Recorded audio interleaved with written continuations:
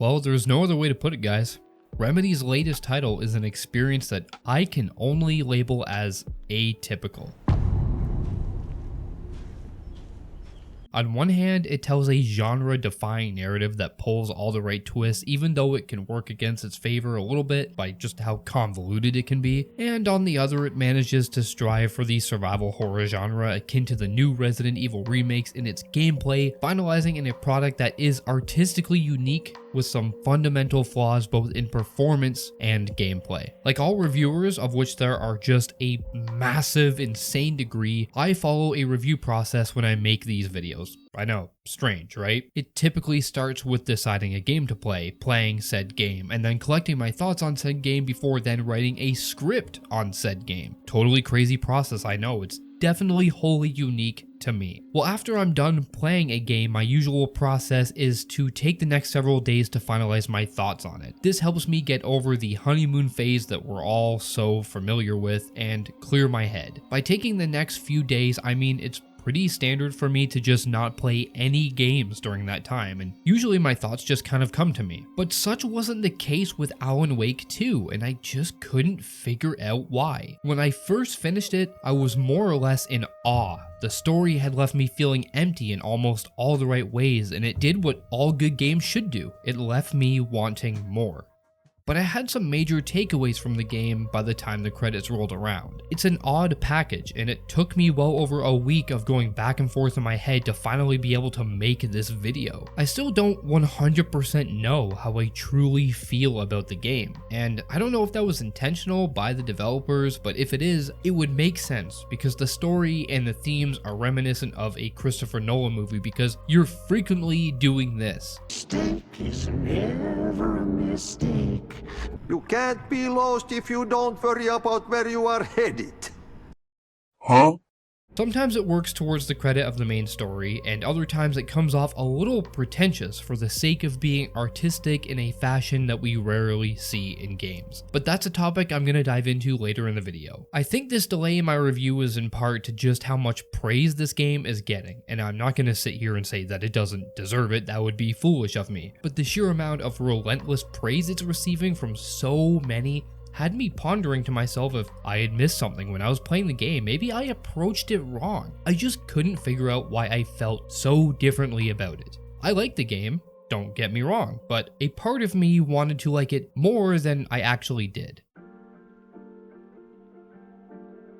As far as norms go, Alan Wake 2 had a mass amount of praise even before the game launched. Everywhere I looked, 10 out of 10 scores were slapping me in the face. It was clear from many reviewers that the game took a bold new stance in the form of its storytelling while offering a graphical powerhouse of a presentation. The word masterpiece was even being thrown around. Actually, it still is, a word that shouldn't be used lightly. Of course, now that the game has been out for a couple of weeks, tons of gamers across the globe called Earth are heralding it as a title which deserves to take home the Game of the Year award. Now, Game of the Year slapped across a game is a great way to move copies, but it's clear that it wasn't a marketing pull. People firmly believe that Alan Wake 2 deserves the bold Game of the Year title, and after spending 18 hours in this madhouse, I can safely say I don't agree. Now, there are many reasons why I don't agree, which I'm going to cover throughout the rest of the video. I also realize that the comment I just uttered will probably be met with a lot of hate, and all I ask is that you take the time to listen to my complaints because nothing is ever perfect, despite Alan Wake 2's elaborate story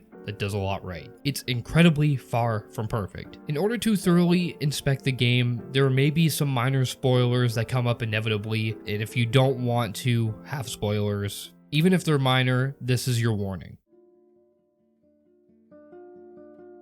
Every Remedy game out there shares a commonality in what aspect of the game receives the most attention, which is story. If you've played any of these games by these guys, then you most likely deduce that while their gameplay and the surrounding mechanics aren't typically ever bad, they are most noticeably secondary for the developers. A lot of games will place gameplay on the mantle early on so that the environments and story can facilitate it, and it's pretty important because, you know, it's a game. Gameplay is the most important part of any game, and as such, it should be an element that complements a great narrative. People are more likely to return to a game that has a bad story and an addictive gameplay loop than one with bad gameplay and an amazing story. Plus, in this day and age, if the gameplay sucks, you can just, for free, go online and look up any of the 1,000 people that post the game cutscenes, and it'll help you save money, instead of forcing yourself to trudge through meh content just to get to the next story beat. I use this example a lot because it's one of my favorite games of all time, but The Last of Us Part 2 is a cinematic experience that is clearly trying to tell a story first and foremost, but Naughty Dog didn't forgo gameplay because they realized that the moments in between story beats needed to provide incentive for the player to continue onward. Better yet, to provide the player with an experience that will keep them coming back because much like the story, the gameplay has layers. You can obliterate your enemies in visceral detail, use a wide assortment of guns, you can bypass entire encounters, dishonor stealth your way through tall grass, or spring an ambush using traps. Whereas Alan Wake 2 offers no such diversity in its minute-to-minute gameplay or its many encounters, even when comparing it to the inspiration it so clearly mimics, Resident Evil 2 or any of the remakes. It approaches its gameplay much the same with slow tense traversal over the shoulder shooting mechanics in narrow spaces. As such, it makes the game feel more personal than the first Alan Wake and at times more claustrophobic as you traverse New York's hotels, heavily wooded forests, and old folks' home. Yeah, you heard me right. I guess old people are pretty freaking scary. Actually, they are kind of scary, and that setting totally works. Hey yo, what the fuck? There's nothing wrong with this style of gameplay that I just mentioned. I mean, I love the Resident Evil remakes. I love them. Alan Wake 2 can be incredibly tense at times, especially during the opening hours when I was admittedly shitting my pants at some points. The shooting feels great. The gun animations matched with their impeccable sound design really nails home how powerful these handheld items really are. They're fun to shoot, and the diversity of your arsenal is decent, assuming you can find them all in your playthrough. Although the arsenal is a tad basic for a game that is about fiction meeting reality. Likewise, the enemies have great particle effects and damage models that can reflect how gritty what you're doing to their guts really is, making the combat feel promising. But after the first 10 hours or so, I was kind of just tired of it. I kept hanging on to the false reality that the game would get better, that there would be improvements to the combat or some new enemy type that would change how I handled an encounter. Hell, even just an encounter that makes you take advantage of light in a creative way. But, well, nothing like that really ever happened. It became apparent to me that all the combat system was ever going to boil down to was stunning an enemy with a flashlight before finishing them off with 3 rounds to the head. It's essentially that on rinse and repeat throughout its 20-hour runtime, leaving a lot to be desired. There's no real unique strategies you can employ or movement systems you can take advantage of to keep the gameplay interesting and engaging, unless you're counting the dodge that doesn't even seem to work half the time. Enemies hardly even react to your shots, something you could strategically take advantage of in the Resident Evil games. I think a lot of this is the fault of just how slow the characters move. People griped a lot over the first Alan Wake game with how repetitive it got to feel over its runtime, but it also had variety in driving sections, raven enemies, and possessed objects that would randomly be thrown at you. It's a faster paced combat style that often put you on the defense against multiple enemies that gave you a sense of being overwhelmed by the darkness that was so eager to consume you. You could run around these areas dodging and shooting your way to survival. Now, I'm not saying all of them were perfectly done, because they weren't, but at least they tried. The Resident Evil 4 remake really made an effort to improve on the original because now movement was so much more important. You could shoot while moving, weave in between foes, and use your knife as a parry option to roundhouse their ass harder than Patrick Swayze in Roadhouse. Alan Wake 2 is a step down from the first game both in terms of how you engage in combat and the enemy variety. No matter what you do, you'll always be walking around shooting guys that are slowly walking at you with the occasional teleporting guy that throws knives, or the one that gets up close and jabs you 8 times. Good thing we have a dodge button that doesn't really work. By the game's very nature, combat in tight spaces is kind of a main component, but when enemies get close, it was really hard for me to get my bearings on my surroundings because of the shimmer effect that they give off leading to my death on multiple occasions simply because I just couldn't see anything. At least in Alan Wake 1, when you hit a successful dodge, the game would straight up tell you this by slowing down time. But nothing like that exists here. There are tons of posts on Reddit that bring up the dodge because they talk about it like it's half-baked, which it feels like it is. Alan Wake 2's combat isn't bad per se, but it lacks any real depth to keep it interesting for its lengthy runtime. Much like the first game, the combat gets repetitive way sooner than it should, and that's saying something because I would have much rather the combat back from the first game. It's shocking considering Remedy nailed the combat in their game prior, Control. It was fluid, seamless, and it made you feel like a paranormal goddess hurling everything not nailed to the floor because your assistant forgot your morning coffee. I don't know how they took such a monumental step back.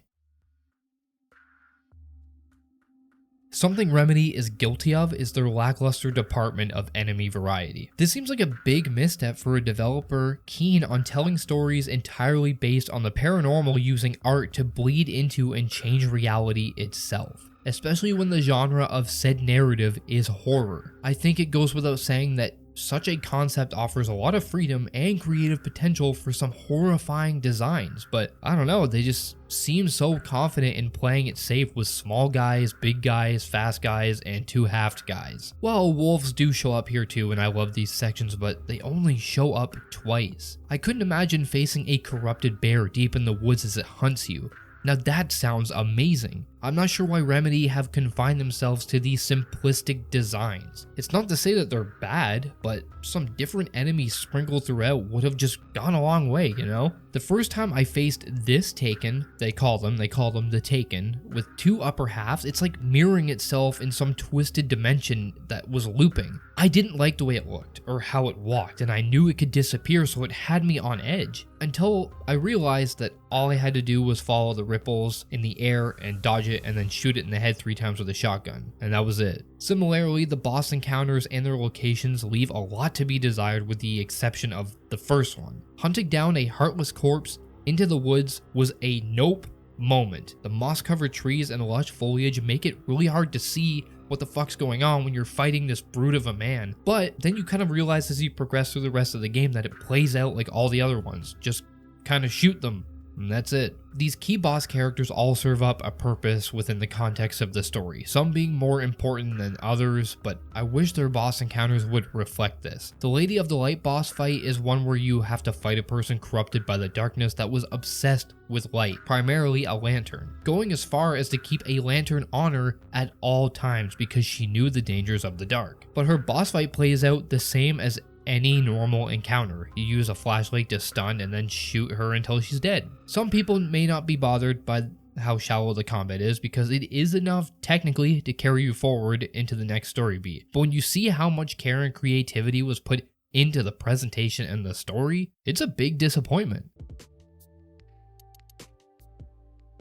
But what isn't a disappointment is that one of the ways in which Alan Wake 2 innovates from its previous outing is its expanded cast of protagonists, now having 2 playable characters that each have their own stories that end up tying into each other in some pretty incredibly satisfying ways. This is a trend that started with the release of GTA 5 having 3 playable characters. Now we've regressed to 2, but we have several games with alternating protagonists, with the most recent title being Spider-Man 2, funnily enough a game that launched a week before Alan Wake 2. Is that just a coincidence? Regardless, while the story and characters may be different, what isn't is how liberal the games are with the player's choice to switch between each character at almost any point in the story. While GTA and Spider-Man 2 allow the player to do this seamlessly, like on the fly, Alan Wake 2 requires players to seek out certain locations that allow this swap. This is an area, undoubtedly, where Alan Wake 2 excels. Of course, players return to the doomed infamous writer Alan Wake, but newcomer FBI agent Saga Anderson was a surprise and fun to play as. She comes off a bit bland at the start of the game, like generically bland,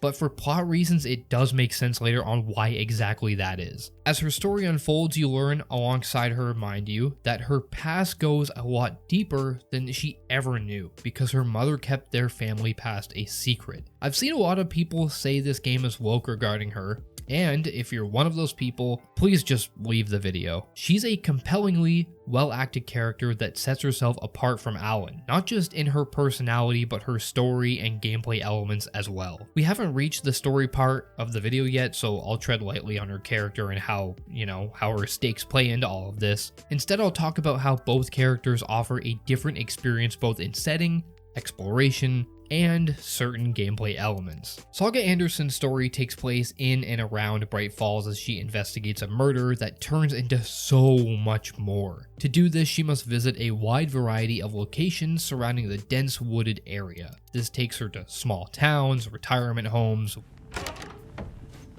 Excuse me. wooded hiking trails, and a theme park that is based around the promotion of coffee that is somehow so desolate when you get there. Now, I don't know about you, but any place called Coffee World would be backed up more than a Tim Hortons bathroom because that shit just runs right through you. Exploring these areas was enjoyable. Each environment is packed to the brim with detail that helps build out the world. There are puzzles to solve, guns to find, rituals to complete, and lunch boxes to open that act as upgrades for guns. All of these give the player more to do, but they also tie into Anderson as a character and the stakes she is fighting for. Though, not gonna lie, the weapon upgrades I found to be pretty useless. There are lots of people to talk to, videos to watch, and a radio station that broadcasts a story that can only be described as sad. And I hear you're selling these at the Sunday market. So make sure to say hello to Wendy Davis from our sponsor, Davis Family Beef Jerky, while you're there, all right? Terry, you still there? Yeah, still here. I'm just... Geez, Pat, I'm sorry to tell you this. I thought you heard. Wendy's dead. Remedy has always been a master of blending live action footage with gameplay without making it feel out of place. It always has this sense of believability without making it feel disconnected or jarring. Other games have attempted to do something like this and it just never really works. Even games like the past Call of Duty games, while not live action, they had gorgeous pre-rendered cutscenes that would then transition into the game engine and it just never felt right. Somehow Alan Wake 2 isn't afraid to mingle together both its live action elements and its gameplay that makes it feel unlike anything else. There are several occasions where live action footage and gameplay will be intersected to push the story, and I love it, guys. It's something else. It's truly something else. A personal highlight of this side entertainment are the commercials that can be found on Saga's side of the story that focus on business partners that also happen to be brothers. They all feature this satirical take on 90s commercials. The writing is great, and it's clear that one brother just isn't into it. Don't share your coffee with the goats. Seriously, stop feeding our goats coffee. Seriously, it's not amusing. They are B-movie quality and it's extremely campy, but it works so well for the type of game that this is. Plus, their Finnish accent adds a lot of personality and quirkiness. Her surroundings and discoverable items aren't the only things unique to Saga though. How she progresses the story on her side is entirely different to how Alan does on his. Because Saga is an FBI agent, it makes sense that she has a place called the Mind Place where she can go to solve cases, upgrade guns, and touch on all of the collectibles you found. This is a place you have to frequent quite often. The good thing about this is it can be done anywhere on the fly because you're doing it right in her mind. Here, you can work on multiple cases, piece together clues, and even profile suspects through paranormal pathways. This is definitely an aspect I liked, mostly because the story throws a lot of information at you without actually telling you anything that's written in stone, so going into the Mind Place always helped me touch on what exactly was going on in the story and where I needed to go next. Piecing together clues made it feel like I was at least putting in a little bit of work instead of the game holding my hand and explicitly telling me where to put things, which I appreciated. It's never difficult, but at least there's something to engage with there. My problem with Saga's Mind Place is that it's a feature you have to use consistently, because you are always finding new clues that expand cases, and if you want to progress the story, you have to partake in these. I just found at times that it can ruin the pacing. Having to stop every couple of minutes to go into the Mind Place and try to piece together clues kind of just got annoying eventually. The same can be said about profiling suspects. Now, these sequences are beautifully shot, but most of these sequences are so vague. Almost everyone you speak to talks as if they just fell down a flight of stairs head first. Why? I the switch. It goes click. Lights are off. But somebody's home. None of it really makes any sense until Saga pulls meaning out of thin air, making it feel like the writers were just kind of showing off. I mean, why do they have to play these pointless cryptic dialogue sections just so Saga can tell the player exactly what they meant? Why couldn't the character just give us a solid answer? It gets pretty frustrating too, because some of these people you have to ask upwards of like 4 to 5 questions back to back, getting nothing out of it. That's easily 5 minutes of your time just wasted sitting there. These gameplay elements could have been used more effectively, if you ask me, by having set areas where these crime boarding profiling aspects come into play. Now, Alan's side of the story takes place in a perverted slice of New York City where the darkness around him thrives. It's bleak and damp, perfectly encapsulating a noir-esque setting that Alan is known for writing. At this point in the story, he's been lost in the dark place for 13 years following the events of the first Alan Wake, where he has been living an eternal struggle to get out. Unlike Saga's linear but expansive area to explore, Alan's sections are actually the opposite. They're a lot more restrictive with a lot less to do in them. This distorted New York looks really appealing, and it gave the team ample strength, obviously, to show off their graphical prowess with the neon lighting illuminating the streets dressed in puddles. Everywhere you turn, there are shadows that utter Wake's name, and only a few of these guys will actually be real threats. I arrived.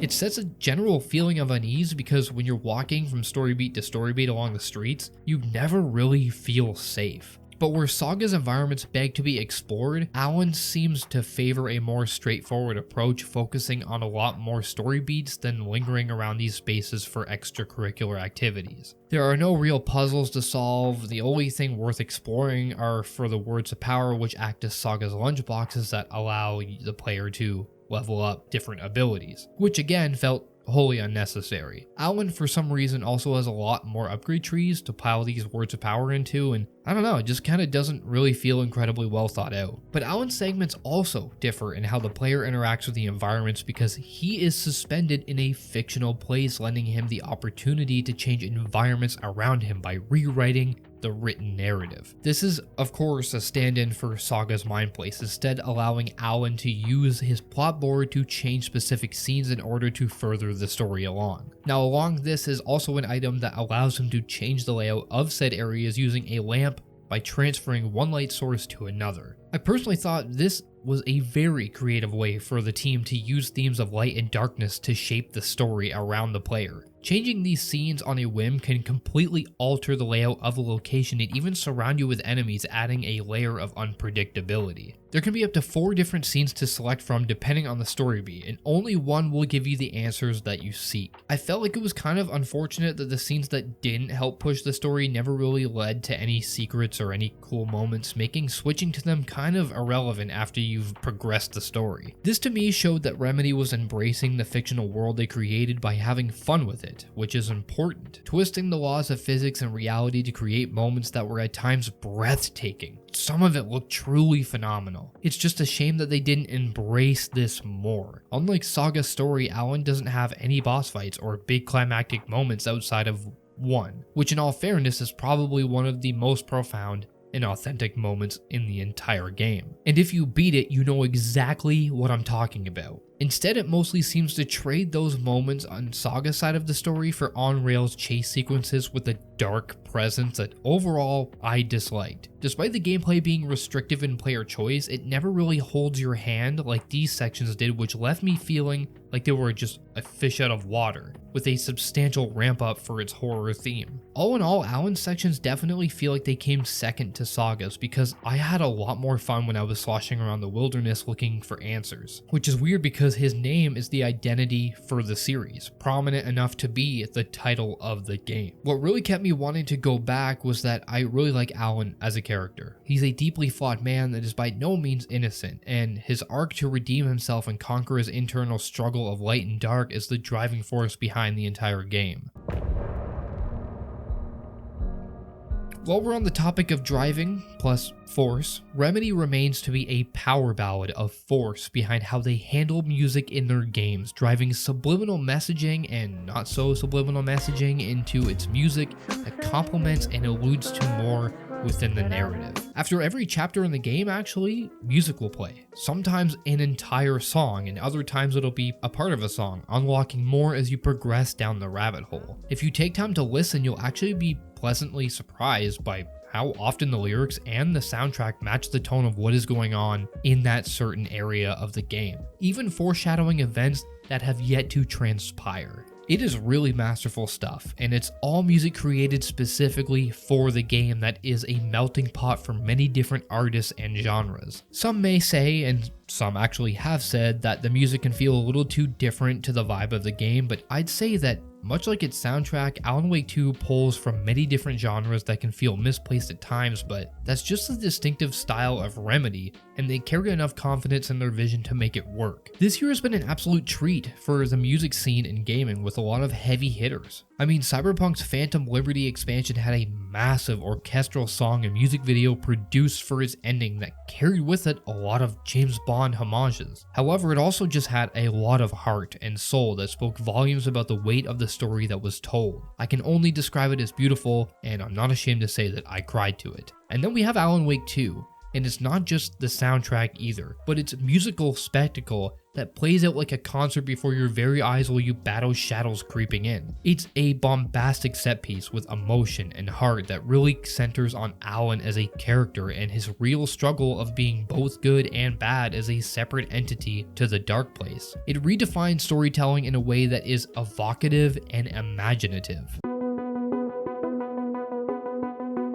The story too was highly imaginative, with plenty of twists, turns, and a runtime that is met with confusion a majority of the time. To say this game's plot is convoluted is bonkers. It's straight up incomprehensible at times because it has this deliberate method of delivering information to you that constantly has you second guessing everything. I mentioned this before when talking about Saga's profiling sections, but many of the characters seem to talk in riddles and rhymes that only the protagonist can determine the meaning of, which can make the player feel a little like a third party instead of someone who is actively involved. When the plot points are finally revealed to you and the game seems keen on cluing you in a little bit, it's often mind-bending because even when I was getting answers, I was still staring at the screen in pure confusion that was only matched by my intrigue to keep going. This could be a detriment for many games because, no word of a lie, I was 12 hours in and I still had no fucking idea where the game was going or what it was doing, but this game somehow uses it to its benefit because the player is just as confused as the protagonist. We share their level of frustration and confusion as they attempt to piece together a world that is simultaneously crumbling around them. There were times where I would start getting antsy because I was so damn curious, but the game wasn't generous with answers. But let me tell you,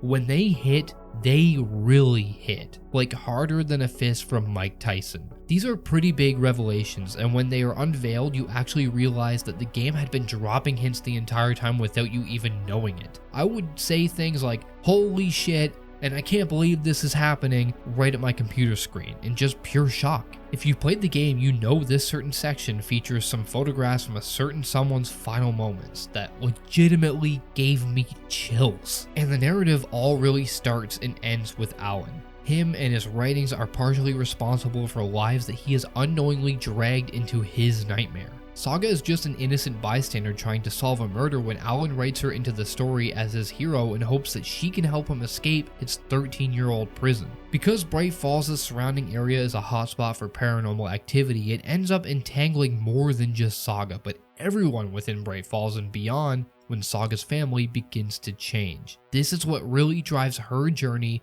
throughout the entire game. What doesn't really make sense to me though is how their timelines sync together and how these events truly unfold, because the way in which it's told plays with time way too much for it to make any actual sense. But when you have a game about a writer that gets sucked into a dark realm where it uses his writings to rewrite the world, leaving Alan with no choice but to write to get out of a place, bending his writing to eternally trap him there, well, it's confusing as hell. Still, when its big moments hit, there are glimpses of a Game of the Year game, but it just doesn't quite get there for me. It's odd that a game we waited 13 years for has no real conclusive, satisfying ending. It's intentionally left open for DLC and an inevitable sequel, and I'm fine with that.